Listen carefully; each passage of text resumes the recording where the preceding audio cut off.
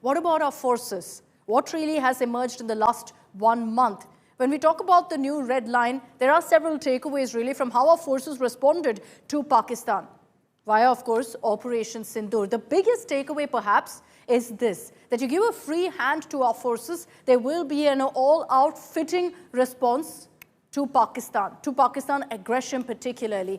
Remember that we saw a 100% success rate from our forces. Every precision strike hit the intended target, and contrast that to Pakistan, which attempted to hit civilian establishments, air bases, failed miserably at doing every single one of those. And that's another big success talking point for our forces, that every attempt by Pakistan to hit back, to target Indians was thwarted. And this was possible because of the seamless synergy that you saw between our forces, the Army, Air Force, and even the Navy in sending across a message to Pakistan. And so very clearly, our forces have said that if you so much as try targeting civilian establishments, try hitting our bases, we will hit 10 times harder. For every step they take, we take 10 steps ahead.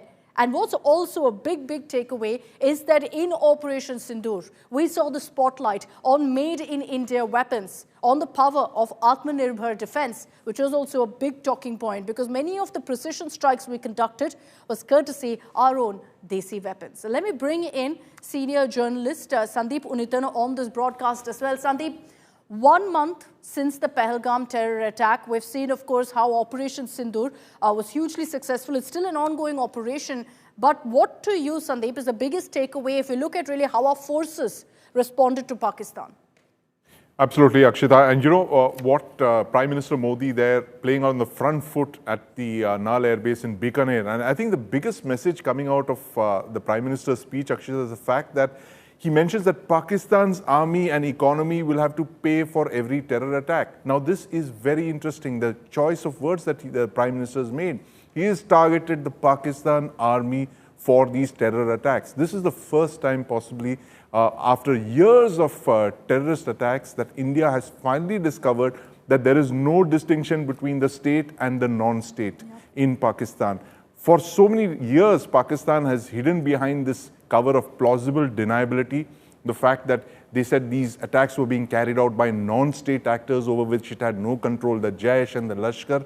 What the Prime Minister is saying that we have seen through your double game, we are not going to take this any longer, and our new terror doctrine now targets the Pakistan army and the Pakistan economy. So very clearly, this is very different from previous times when we have targeted the Pakistan military and, of course, the infrastructure of terror. This time, it's all guns blazing.